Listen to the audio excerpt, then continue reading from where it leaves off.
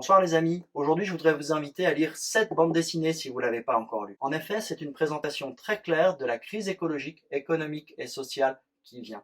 À travers le concept d'énergie, les auteurs montrent le paradoxe de nos modes de pensée contemporains.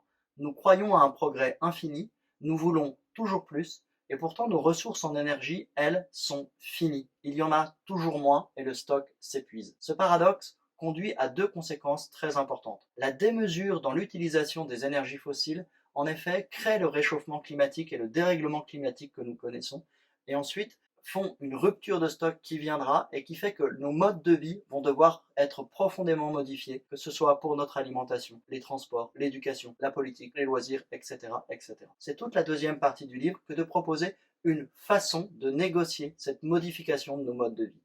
Alors, certes, on peut dire qu'il ne présente qu'une seule façon, qu'il la présente quasi comme unique. Au lieu de voir une critique dans cette unicité, on peut se dire que c'est une invitation à la réflexion, à nous informer et à voir comment on peut prendre une décision politique informée et modifier progressivement nos modes de vie pour savoir faire ce tournant écologique nécessaire. Pour ceux qui voudraient aller plus loin, je propose en commentaire deux vidéos. La première, elle expliquera pourquoi nous croyons dans un progrès infini depuis Descartes. La seconde, elle explorera les racines de l'écologie contemporaine par l'analyse d'un livre très célèbre qui est Le principe responsabilité d'Antionas.